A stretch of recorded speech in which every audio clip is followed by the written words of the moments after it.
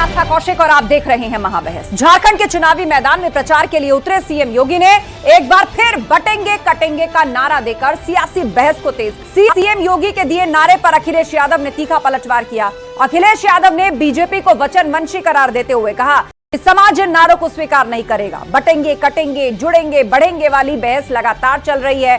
सवाल है कि बटेंगे कटेंगे की गूंज से बदला है सियासी मूड और नारों से सियासी संदेश। अब योगी वर्सेस अखिलेश, और क्या एक नेक वर्सेस वचनवंशी तय करेगा चुनावी रुख? इन्हीं के इर्द गिर्द डिबेट। पहले रिपोर्ट। मैंने कहा था ना कि बटोगे तो कटोगे, एक रहोगे तो नेक रहोगे। कोई माई का लाल आपका बाल बांका नहीं कर पाएगा। बटेंगे कटेंगे की गूंज, बदला सियासी मूड।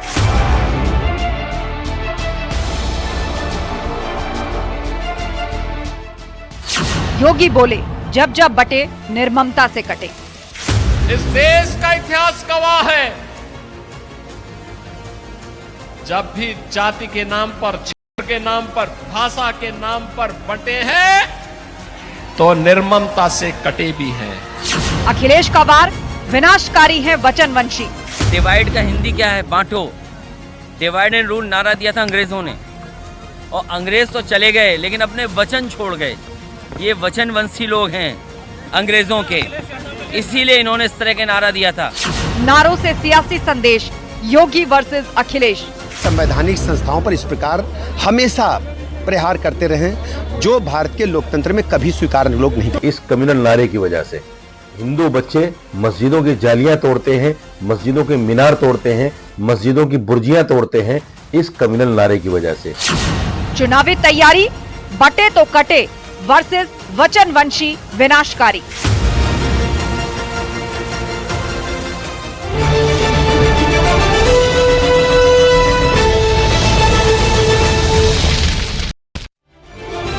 और वक्त महाबहस के सवालों का, जिन पर फोकस है आज की डिबेट। तो सबसे पहला सवाल जो पैनलिस्ट के सामने हम रखेंगे, सवाल ये कि बटेंगे कटेंगे की गूंज, बदला सियासी मूड। अब चुनाव आ रहा है और बटेंगे कटेंगे तो अब भारत ही नहीं, यहां जो विधानसभा चुनाव हो रहे हैं उनको छोड़िए, कनाडा तक में सुनाई दे रहा है।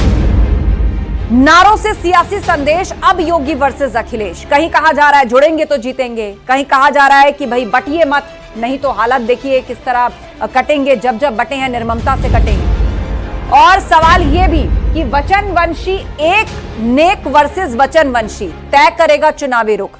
भाजपा एक रहेंगे, नेक रहेंगे, तो सपा आरोप लगा रही है कि जैसे अंग्रेजी हुकूमत थी, अंग्रेजी शासन था, फूट डालो, राज करो, बांटो काटो, तो ये वचनवंशी है।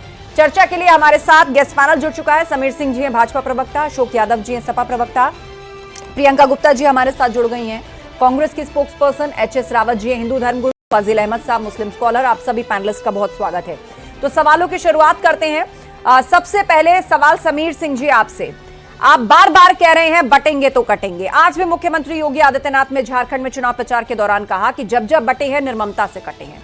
ये बटने कटने वाली बात तो जो है कनाडा में भी सुनाई दी, जहां हिंदू श्रद्धालुओं पर हमले किए गए, वहां भी नारे लगे कि देखिए ये तो साक्षात एग्जाम्पल है कि आपको बटना नहीं है। समाजवादी पार्टी कह रही है कि जैसा अंग्रेजी हुकूमत में हुआ करता था, ये वचनवंशी हैं। आप लोग उसी वचन को, जहां फूट डालो, राज करो, बांटो, राज करो, उस तरह की बात आप लोग कर रहे हैं। नहीं, देखिए आस्था जी, मैं दो बातें कहूंगा, दोनों सवाल का जवाब दूंगा। एक तो माननीय योगी जी ने जो नारा दिया, बटोगे तो कटोगे, एक रहोगे तो नेक रहोगे, संघे शक्ति कले युगे।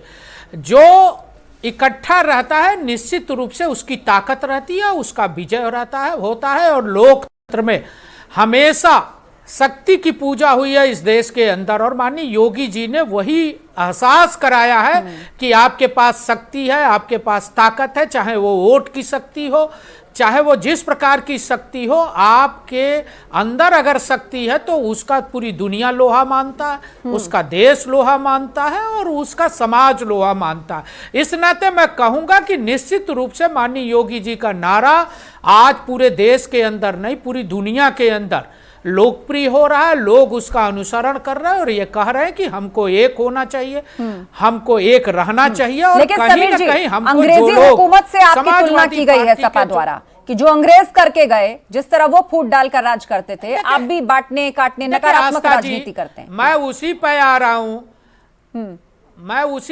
हूं, अखिलेश यादव जी अंग्रेजी हुकूमत की बात करते हैं, जिसने उत्तर प्रदेश के अंदर सरकार चलाते समय अंग्रेजी हुकूमत को भी फेल कर दिया हो, जिसने दंगा कराया हो उत्तर प्रदेश के अंदर मुस्लिम तुष्टीकरण के लिए, जिसने अयोध्या में कारसेवकों पर, निहत्थे कारसेवकों पर गोली चलाई हो, जिसने गुंडों का महिमा मंडन किया हो, जिसने मुख्तार जैसे गुंडे को उत्तर प्रदेश के अंदर खुली छूट दी हो मऊ के अंदर दंगा करने की, जिसने 1 दर्जन मुस्लिम माफियाओं को पैदा किया हो, वो हिंदुओं के कत्ल करते थे, वो हिंदुओं के घर लूटते थे और दंगे के जिम्मेदार थे।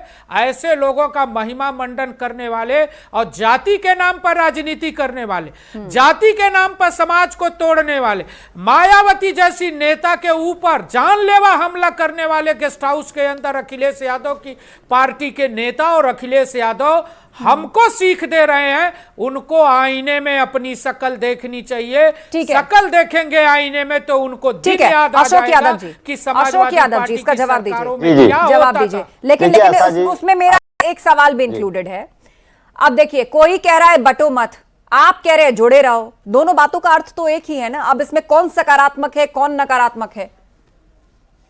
देखिए आस्था जी, आपने सुना होगा, देखा भी होगा, जहर खुरानी गैंग जो कि ट्रेनों में यात्रियों के साथ प्यार मोहब्बत से बात करते करते उनको कुछ ऐसा जहरीला पदार्थ खिला देते, नशीला पदार्थ खिला के उनकी सामान लूट लेते हैं। सेम उसी तरह से भारतीय जनता पार्टी और आरएसएस इस देश में एक तरह से जहर खुरान गैंग है, जो कि समाज के लोगों को पहले प्यार से मिलते हैं, उसके बाद उनको ऐसा नशीला जहर खिलाते हैं। वो उनका सिर्फ वोट ही नहीं लूटते हैं, बल्कि पीडीए के लोगों का आरक्षण लूट लेते हैं, उनकी नौकरियां लूट लेते हैं, आपके मन में उनकी नौकरियां लूट लेते हैं आस्था जी। और देखिए, जहर खुरान गैंग जो ट्रेनों वाला होता है ना, वो तत्कालिक नुकसान करता है। ये आरएसएस और भाजपा के जो जहर खुरान गैंग के सदस्य हैं, ये लोग कई पीढ़ियों का लूट लेते हैं। अब तो उनकी नौकरियां लूट लेते हैं। पीडीए के लोग सबसे ज्यादा सेना में जाते थे, आज उनको अग्निवीर बना दिया, उनकी नौकरियां को लूट लिया। और देखिए, जब एक बात कहते हैं बटोगे तो कटोगे, आप ये बताइए, भारतीय जनता पार्टी का इतिहास यही रहा है, ये बांटने काटने का ही काम करते आए हैं। 1940 से लेकर आज तक यही काम करते आ रहे हैं। समाजवादी पार्टी ने जो नारा दिया, जुड़ेंगे तो जीतेंगे, ये उसी जहर खुरान गैंग के जहर को एंटीडोट है। एंटीडोट मतलब जैसे जो जहर के प्रभाव को कम करने वाली जो दवाई होती है, उसको एंटीडोट कहते हैं। तो हम लोगों ने एंटीडोट दिया है, जुड़ेंगे तो जीतेंगे। और जब पीडीए बटा है, तब योगी सरकार के द्वारा कटा है। आपको 69,000 शिक्षक जुड़ने और बटने के बीच में एक थिन लाइन है, जुड़ने और बटने के बीच में थिन लाइन है। आप कह रहे हैं कि हम सबको जोड़ रहे हैं, वो कह रहे हैं कि हम कह रहे हैं बटो मत, लेकिन उनके बटने और कटने के पीछे वो कहते हैं राष्ट्रवाद की भावनाएं, हम देश को कह रहे हैं एक होते हैं। आपके जुड़ने के पीछे पीडीए की भावनाएं, आपका अपना वोट बैंक है जिससे आप लेकर के चल रहे हैं। आस्था जी, राष्ट्रवाद की भावना अगर रहती तो भारतीय जनता पार्टी 1940 में राष्ट्रवाद, इनके जो हिंदू महासभा थी, जो प्रसाद मुखर्जी थे, जब इस देश में विभाजन की पृष्ठभूमि मुस्लिम लीग लिख रही थी, तो इनके श्यामा प्रसाद मुखर्जी जी उसी मुस्लिम लीग के साथ मिलके NWFP north west frontier province में सरकार बनाते हैं, सिंध में सरकार बनाते हैं, बंगाल में सरकार बनाते हैं। ये लोग देश को बांटने से कभी हिचकिचाए नहीं, बस इनके सामने सत्ता की प्लेट मिल जाए, सत्ता इनको चाहिए, देश बढ़ जाए, भाई से भाई की लड़ाई हो जाए, एक धर्म से दूसरे धर्म की लड़ाई हो जाए, इससे कोई फर्क नहीं पड़ता। इन्होंने दंगा की बात की अभी। प्रियंका गुप्ता जी, एक तरफ बटेंगे तो कटेंगे, इसकी गूंज कनाडा तक सुनाई दी, जहां पर खालिस्तानियों ने हिंदू मंदिर के बाहर आके श्रद्धालुओं को बुरी तरह पीटा, हमला किया, और वहां पर ऐसी टारगेटेड वायलेंस हो रही है। वहां से नारा लगता है कि देखो बटना मत, वरना देखो बटते ही जब आप अलग अलग समूहों में जाते हैं तो ऐसे हमले होते हैं। भाजपा कह रही है बटोगे तो कटोगे। आज मुख्यमंत्री योगी आदित्यनाथ ने भी कहा कि जब जब देख लीजिए आप बटे हैं, तब कितनी निर्ममता से कटे हैं। आस्था जी, मैंने तो सुना था कि विदेशों में बड़ा डंका बज रहा है मोदी जी का, तो डंका फट गया है इनका। और जिस तरह की कूटनीति और विदेश नीति की ये बातें करते थे, मुझे तो लग रहा है कि पूरी तरीके से एक तरह से शर्म आनी चाहिए हम लोगों को, इस तरह की अगर हरकतें हो रही हैं। और सरकार क्या हाथ पे हाथ धरे बैठी हुई है? सरकार की कहाँ गई विदेश नीति? कहाँ है सरकार के पास कूटनीति? कुछ बचा नहीं है। पूरी तरीके से आप देखिए कि चाहे वो बांग्लादेश हो, चाहे वो नेपाल हो, सब आंखें दिखा रहे हैं। चाइना सर पे आके बैठा हुआ, तब कह रहे थे घुसे नहीं है कोई। और आप कह रहे हैं कि हम पुरानी स्थिति बहाल कर रहे हैं। तो वाकई में देखिए, भारतीय जनता पार्टी एक झूठ का पुलिंदा है। आज ये बांटने और काटने की जो राजनीति कर रहे हैं, मुझे तो लगता है कि जब 600 रियासतें आदरणीय जो है पटेल साहब ने जब एकजुट की थी, तब भी उन्होंने ये नहीं डराया था लोगों को कि आप कट जाओगे। तो वास्तव में अपने देश में कौन किसको काटेगा, ये पूछने वाली बात है कि पूछना चाहिए मुख्यमंत्री जी से और प्रधानमंत्री जी से कि कौन किसको काटेगा। अब बताइए, जब वोट मांगते हैं तो वो दे दीजिए कि आपकी भैंस खोल ले जाएंगे, आपकी जो है घर ले जाएंगे, आपकी बेटी ले जाएंगे, आपकी मिट्टी ले जाएंगे। ये कोई तरीका है वोट मांगने का? आप पिछले 10 सालों से सरकार चला रहे हैं, आपके पास कोई एक मुद्दा नहीं जिसके मुद्दे पर समीर सिंह आप चुनावों से मुद्दे गायब हो जाते हैं, ये विपक्ष का आरोप। बेशर्मी देखिए कि ये ऐसे नारों आम के पीछे जनता छिपते हैं आप, कि एक डर दिखाते हैं। हाँ समीर जी, आपका जवाब। और अपने बच्चों को विदेश में पढ़ा रहे हैं। ठीक है, इनके सबके नहीं, बच्चे देखिए, विदेश प्रियंका जी, विदेश में पढ़ाने वाली बात करेंगी तो हर पार्टी से लिस्ट निकल आएगी, हर पार्टी से लिस्ट निकल आएगी। जिनके और आज नेता से नहीं, कई दशकों से। जिनके नेता राहुल गांधी विदेश में जाके दुनिया के देशों में जाके भारत का अपमान करते हैं, इनके नेता राहुल गांधी भारत से बाहर जाके दुनिया के देशों में भारत का अपमान करते हैं, आरक्षण को खत्म करने का बयान देते हैं और पाकिस्तान परस्त बयान देते हैं, चाइना से चंदा लेते हैं। वो कांग्रेस पार्टी जिसके नेता देश के बंटवारे करके सत्ता को प्राप्त किया था और चाइना के चंदे पर पार्टी चलाते हैं, पाकिस्तान की वकालत करते हैं, अलगाववादी आतंकवादियों को समर्थन करते हैं और देश के बंटवारे की पार्टी से समझौता करके देश के अंदर चुनाव लड़ते हैं। आप लोगों ने समर्थन करके और डंका बजा रहे हैं बैठ के। केरल के वायनाड में राहुल गांधी ने किससे समझौता किया था? एक एक करके बोलिए अपने समय पर। राहुल गांधी ने आरक्षण खत्म करने का बयान कहाँ दिया?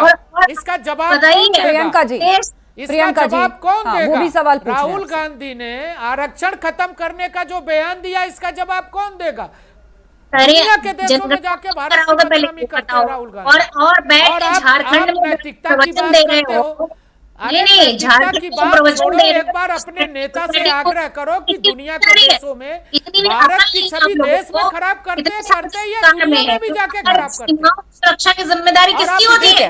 आप दोनों को रोकना चाहूंगी, हमारे बीच में एच जी भी हैं, हिंदू धर्म गुरु, उनका कमेंट लेते हैं, उसके बाद में फजील अहमद जी का रुख करूंगी। ठीक है, शांत हो जाइए। प्रियंका जी, समीर जी, आप दोनों शांत हो जाइए। रावत जी, ये बटने कटने जैसी बात, विनाशकारी, वचनवंशी, जुड़ो बटो, ये इसलिए कि ये चुनाव है? देखिए, ये चुनाव का मुद्दा तो नहीं कह सकता मैं इसको आस्था जी। इसकी शुरुआत बांग्लादेश से हुई थी, क्योंकि जिस समय बांग्लादेश के अंदर हिंदू का कत्लेआम हुआ था, उस समय कोई भी हिंदुस्तान में कोई भी पार्टी बोलने के लिए तैयार नहीं थी, सबके मुंह में दही जमी हुई थी।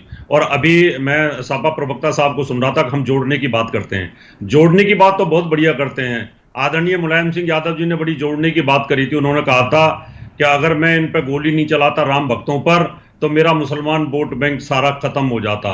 ये जोड़ने की बात है ना, यानी आप वोटों की राजनीति के लिए राम भक्तों पे गोली तो चला सकते हैं, जोड़ने की बात है। तो इस तरह से जोड़ते हो आप अपनी वोटों की राजनीति के लिए कि हिंदुओं को कत्लेआम कर दीजिए। तो इसी प्रकार से बांग्लादेश के अंदर का हथियार पे गोली चलवाने वाले रावत साहब आज ना राहुल गांधी ने बोला, ना किसी पार्टी ने बोला। और जब उस समय भी ये नहीं बोले जिस समय स्टालिन ने ये कहा था कि ये हिंदू जो हैं ये तो वायरस है, कोरोना है, मलेरिया है, इनको तो खत्म कर देना चाहिए। तो ये जोड़ने वाली बातें हैं अब अखिलेश यादव की हैं, तो कम से कम सोच समझ करके आपको बोलना चाहिए। और ये तो योगी आदित्यनाथ जी ने उस समय ये स्टेटमेंट दी थी बांग्लादेश के अंदर, उन्होंने कहा था एक रहिए तो आपके साथ में जो कत्लेआम हो रहा है ये नहीं होगा, इसलिए ये बोला गया था। लेकिन रावत जी, क्या अपने देश के भीतर भी ऐसी स्थिति पैदा हो सकती है? अब ये तो कनाडा की बात रही जहां पे टारगेटेड वायलेंस हुआ, बांग्लादेश में टारगेटेड वायलेंस हुआ हिंदुओं के खिलाफ। क्या देश में ऐसी स्थिति पैदा हो सकती है कि बटने कटने जैसी बात जरूर हो जाए? देश में ये स्थिति पैदा हुई है आस्था जी, हम इसको देख चुके। जम्मू कश्मीर के अंदर एकता नहीं थी वहां पर, तो आपने देखा कि किस प्रकार से वहां कश्मीरी ब्राह्मणों को कत्लेआम करके वहां उनको भगा दिया गया। आज वहां पर पूरा एक तरह से इस्लामिक स्टेट खड़ा कर दिया।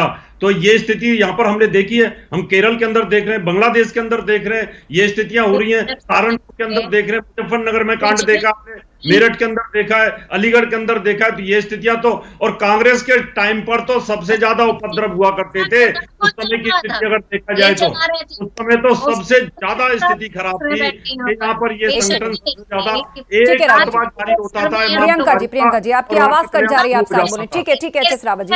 प्रियंका जी 10 सेकंड, फिर फाजिल अहमद जी। कश्मीर को सरकार कौन चला रहा था इतने दिन से? वहां किसकी सरकार चल रही थी, आप ये बताएंगे? वहां को यूनियन टेरिटरी चल रही थी और आपको शर्म नहीं आती? आप उसको कह रहे हैं मुस्लिम स्टेट है। यहाँ पर आपको यही बोलने के लिए बिठाया जाता है। बेशर्मी है आप लोगों की। और अपने देश को मुस्लिम स्टेट कहने से पहले सरकार की कब की बात कर रहे हैं रावत साहब? प्रियंका जी, जब आपके यूपीए 1-2 की सरकार थी, जब शब्दों को संभालिए, आपकी सरकार में कश्मीर ऐसा शब्द नहीं। भारतीय जनता पार्टी की सरकार में आतंकवादियों के कत्लेआम हुए, आपकी सरकार में हिंदुओं के कत्लेआम हुए, भाजपा की सरकार में आतंकवादियों के कत्लेआम हुए। कोई भी आतंकवादी बचा नहीं है। आप तीनों शांत रहिए। फाजिल जी हमारे बीच में, वो अभी तक नहीं बोल पाए, मुस्लिम स्कॉलर। ठीक है रावत जी शांत रहिए। समीर जी, प्रियंका जी प्लीज। ऐसे ही तो मैं दोबारा आपको समय दे दूंगी। फिलहाल विराम मैं दोबारा समय दूंगी। फाजिल अहमद जी, ऊपर से नीचे तक तमाम उदाहरण अभी इस डिबेट में भी सामने रखे गए कि कश्मीर में क्या हुआ, बांग्लादेश में क्या हुआ और हाल ही में कनाडा में क्या हुआ। अब उस सब के बीच न बंटने की बात एक पार्टी कर रही है, कहना है राष्ट्र के लिए जरूरी है। एक पार्टी कह रही है जुड़े रहो। मूल भावना तो दोनों की एक ही है ना। तो एक सकारात्मक है, एक नकारात्मक है। देखिए किसकी क्या भावनी है, ये देश की जनता देख रही है। ऐसा नहीं कि किसी कोई नहीं देख रहा है। ये लोग कश्मीर की बात जब कहो तो कश्मीर ले आते हैं। जहां बीजेपी हारती है वहां इन लोगों को लगता है कि यहाँ हिंदू नहीं है। यानी कांग्रेस का हिंदू उनको नहीं दिखता है, समाजवादी पार्टी का हिंदू उनको हिंदू दिखता नहीं। सिर्फ जो भाजपा का नेता है वही हिंदू है। कश्मीर की बात तो करते हैं, 84 में सिखों का नरसंहार दिल्ली में किसने किया और पूरे देश में किसने किया, किस धर्म के लोगों ने किया? कांग्रेस अब के चुप रहिए, बताएंगे किसने किया था? नहीं किस धर्म के लोगों ने किया ये बताइए। सरकार मणिपुर में, अभी मणिपुर में क्रिश्चियनों का चर्च कौन जला दिया? किसने किया था? कौन जला दिया मणिपुर में क्रिश्चियनों का चर्च? तो वहां नहीं आवाज खुलती है। और सारे जो बीजेपी सरकार किसकी थी उस वक्त? साहब बोलिए कौन सी पार्टी ने किया? कश्मीर में सरकार अगर मौजूदा हालात के लिए आप सरकार को घेर रहे हैं, आप सवाल पूछ रहे हैं, तो उस वक्त भी आप सरकार का नाम लीजिए ना। फाजिल साहब सेलेक्टिव क्यों हो रहे हैं? तब दिल्ली में सरकार किसकी थी? पहले फिल इन द ब्लैंक आगे लगा दिया, फिर फिल इन द ब्लैंक पीछे लगा दिया। ऐसे काम नहीं चलेगा, ऐसे काम चलेगा। सरकार पर सवाल खड़े कर रहे हैं तो उधर भी करिए, उधर भी करिए। नहीं आस्था जी, रावत जी तो नहीं बोलने देंगे, अब आप भी नहीं बोलने देंगे। नहीं, मैं आपको सिर्फ ये कह रही हूँ कि इतना ओपन सेलेक्टिव होना सही नहीं है। आपको सब एस्टैब्लिश हो रहा है। हम पूछ रहे हैं कि मणिपुर में नरसंहार किसने कर दिया, किसने चर्च जला दिया, धर्म कौन है? और दूसरी बात, जब बात सरकार की आती है तो कश्मीर के नरसंहार में दिल्ली में किसकी सरकार थी? और मुलायम सिंह यादव के जमाने में जब राम भक्तों पे गोली चली, अधिकारी को आपने राम मंदिर ट्रस्ट का अध्यक्ष बना रखा है। अरे राम मंदिर ट्रस्ट का अध्यक्ष कौन है? जिसने गोली चलवाई वही अध्यक्ष है, वो बता दो, वही अध्यक्ष है। ठीक है, बता दे। 80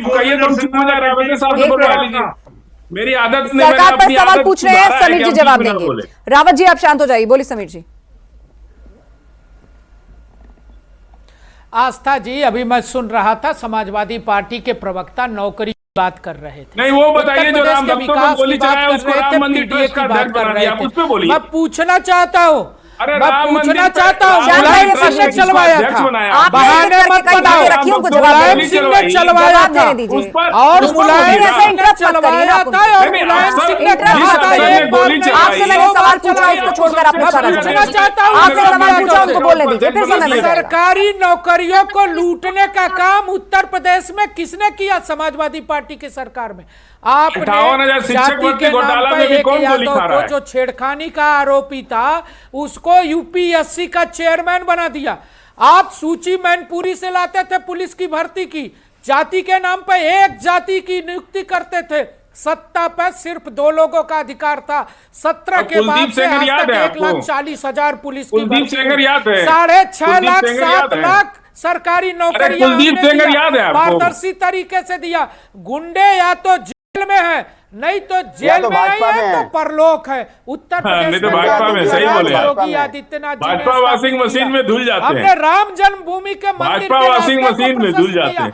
आपने कारसेवकों पर गोली चलाया और हमने कारसेवकों पर खून गोलियां चलवाने वाले हमने अधिकारी कारसेवकों गोली चलवाने को तो आपने राम मंदिर ट्रस्ट का अध्यक्ष बना दिया। चाहते हो अरे जो गोली चलवाया उसको तो आपने राम मंदिर ट्रस्ट का अध्यक्ष बना दिया। बहराइच में दंगा करा के पेट नहीं भरा आपका समीर जी। अंतर है, मुलायम सिंह यादव उस हत्या के जिम्मेदार है, कारसेवकों की हत्या के जिम्मेदार है। लाखों लोगों के ऐसे जिनको गुंडों और माफियाओं ने लूटा है, हत्या किया, उस सब के जिम्मेदार ठीक है। अशोक यादव जी आपका जवाब है। समीर जी ओके, अब जवाब अशोक जी आस्था जी अभी एच एस रावत साहब ने कहा बांग्लादेश के हिंदुओं की बात किया, इनको हमारे देश के हिंदुओं की चिंता नहीं है। हमारे देश में उत्तर प्रदेश भी एक सूबा है जिस सूबे के मुख्यमंत्री इनके जो बटुकी कटुकी चिल्ला रहे हैं उन्हीं के अंदर उन्हीं के अंदर में 69,000 शिक्षक भर्ती में 19,000 लोगों का आरक्षण काट दिया गया। आपको याद होगा ना, जाति के आधार पे 19,000 लोगों का आरक्षण काट दिया इसी योगी जी ने। पीडीए के लोगों का आरक्षण काट दिया। आप ये बताइए इनके नारे पे कौन विश्वास करेगा? जब इनकी सरकार आती है लगातार पिछड़ों के ऊपर इस तरह से आरक्षण को काटने का काम करते हैं, उसके बाद करते हैं बटोगे तो कटोगे। आप ये बताइए अशोक जी, समीर जी, निषाद की बेटी के बलात्कारी को बचाने ठीक है। के लिए प्रियंका गुप्ता जी, प्रियंका गुप्ता जी, यहाँ मुस्लिम स्कॉलर ने दंगों का जिक्र किया और सरकारों का जिक्र किया, बलात्कारी को बचाने और वो ये कह रहे हैं कि यहाँ बटने कटने की या इस तरह की जुड़ने की जो बात है वो एक खास वर्ग विशेष को टारगेट करके। आप देखिए सिख दंगा किसने कराया था, सरकार तो उस वक्त कांग्रेस की थी। देखिए मैं समझती हूँ कि आप इतना पीछे मत जाइए। अभी आपको जाना है तो मणिपुर में देख लीजिए, मणिपुर में देख लीजिए, और नहीं कहीं दूर जाना है तो आप बहराइच में देख लीजिए। बहराइच में इनके खुद के विधायक कह रहे हैं कि खुद बीजेपी का कार्यकर्ता ही दंगा भड़का रहा। मणिपुर की समस्या भी कांग्रेस ने पैदा की है, कश्मीर की समस्या कांग्रेस ने पैदा की, में आतंकवाद, कश्मीर में आतंकवाद कांग्रेस ने पैदा किया। आप तो समस्या की जनक है, आप तो सरकार में आते हो तो समस्या पैदा करती हो। प्रियंका जी, आप समस्या का समाधान नहीं करती हो, हमने समाधान किया। नक्सल आतंकवाद को किसने खत्म किया? हमारी सरकार ने खत्म किया। आज उत्तर प्रदेश और देश के अंदर नक्सल आतंकवाद, देखिए लास्ट 1.5 मिनट बचा है मेरे पास, आप एक एक करती हो आतंकवादी। आशा जी उनकी पहले आवाज ऑडियो डाउन करिए। नहीं, मैं ऑडियो किसी की डाउन नहीं करूंगी, और आप लोगों से उम्मीद है आप सभी जिम्मेदार पैनलिस्ट हैं, पूरा डिसिप्लिन आप लोग रखें। क्या तरीका है? डीएनए जांच कराते हो, क्या तरीका? आशा जी उनकी ऑडियो डाउन करवाइए। 1 सेकंड, नवाब सिंह यादव 10 सेकंड खत्म करिए समीर से, 10 सेकंड खत्म करिए फिर अशोक जी। समाजवादी पार्टी का नहीं, ये क्या तरीका भाई? अशोक जी 1 सेकंड, उनको पूरा करने दीजिए, पूरा करने दीजिए, ठीक है। अशोक जी 10 सेकंड, प्रियंका जी 1 मिनट, मैं आपको भी समय दूंगी। 10 सेकंड अशोक जी। आस्था जी देखिए जिस तरह से योगी जी लगातार इस तरह के नारे लगा रहे हैं और उन्हीं की सरकार में जातियों के नाम पे काटा जा रहा है। अब ये काट कौन रहा है? जो बटोगे कटोगे का नारा लगा रहे हैं उन्हीं की सरकार में पिछड़ों और दलितों को काटा जा रहा है। समीर जी नहीं, समीर जी इस तरह नहीं, 1 मिनट मैं आपको फाइनल कमेंट आप भी का होगा क्योंकि बहुत सारे सवाल आपके लिए आएंगे। 10 सेकंड प्रियंका जी बोलिए। देखिए मुख्यमंत्री जी ने जब झारखंड में उन्होंने कहा कि घुसपैठियों की जो बात करी, तो मुझे लगता है कि वो अपनी सरकार को उन्होंने घेरने की कोशिश की, क्योंकि इन लोगों की आपस में निपटती नहीं है। तो पूरी तरीके से उन्होंने ये ब्लेम डाला कि किस तरह से सरकार। एच.एस. रावत जी आपका जवाब। वो कह रहे हैं कि सीएम योगी ने ये बयान बीजेपी के लिए दिया था, आपस में नहीं बनती, और ऐसा ही कोई ट्वीट अखिलेश यादव ने भी किया है डीजीपी नियुक्ति के प्रोसेस को लेकर। तो आपका वही हाल होगा जो पाकिस्तान में हो रहा है, हाल होगा जो बांग्लादेश में हुआ है। इसलिए हिंदुस्तान में भी एक रहने की जरूरत है। अगर प्रियंका जी नहीं, ऐसे नहीं, अपने ठीक है। 10 सेकंड फजील अहमद जी और फाइनल कमेंट उसके बाद समीर जी। बोले फजील जी। देखिए ये झारखंड में गए थे, वहां तो इनको कोई सुना ही नहीं, वहां तो सरना कोर्ट बिल की क्या बात कर रहे हैं महाराज, सामने देखिए कितनी हजारों की भीड़ बैठी है, यही विजुअल चल रहा है मांग रहे हैं। अब देखिए समस्या झारखंड की है ना, हाँ, पूरे झारखंड देश का के विजुअल चल आदिवासी रहा है सरना जनगणना में सरना कोर्ट बिल का अलग कॉलम मांग रहे हैं, और उनसे ये कह रहे कि रो रहे भूख लगी है तो कह रहे हैं कि गोल्ड माइन ले लो। ठीक है, आटा चाहिए भाई, जनता को आटा चाहिए। समीर जी हाँ, चुनावों में सब्जबाग और मुद्दों पर जवाब न देना पड़े, इसके लिए इस तरह के नारे। हाँ बोलिए। नहीं आस्था जी देखिए, माननीय योगी जी ने आस्था जी, अंग्रेजों की दलाली करने वाले ये लोग अंग्रेजों से ही सीखा है, बटोगे कटोगे। बोलने दीजिए, बांग्लादेश में अभी रावत साहब ने जवाब बोल रहे थे, आप समीर जी फाइनल कमेंट। समीर जी मैं वाइंड अप करूंगी। प्रदर्शन करना शुरू किया और एकता का परिचय कराया। गलत बात है, आप सबने बांग्लादेश के अंदर सत्तारूढ़ पार्टी का जवाब और हत्याएं बंद हो गई। तभी आरोप लगाते हैं कि आप लोग सही बात नहीं आने देते भ्रम। उनके नारे को देश स्वीकार कर रहा है, उनके नारे को समाज स्वीकार कर रहा है और समाज उस नारे के साथ आगे बढ़ रहा। अंग्रेजों की दलाली करके चलिए ठीक है, समय खत्म हो गया मेरे पास। आप सभी लोगों का धन्यवाद इस चर्चा में शामिल होने के लिए। तो सीएम योगी के दिए नारे पर अखिलेश यादव ने तीखा पलटवार किया है और बीजेपी को वचनवंशी करार देते हुए कहा कि समाज इन नारों को स्वीकार नहीं करेगा। बटेंगे कटेंगे और जुड़ेंगे बढ़ेंगे वाली बहस लगातार चल रही है। सवाल ये कि क्या बटेंगे कटेंगे की गूंज से बदलेगा सियासी मूड, क्योंकि उपचुनाव बिल्कुल करीब है। महाबहस में इतना ही, खबरें जारी हैं, बने रहिए हमारे साथ।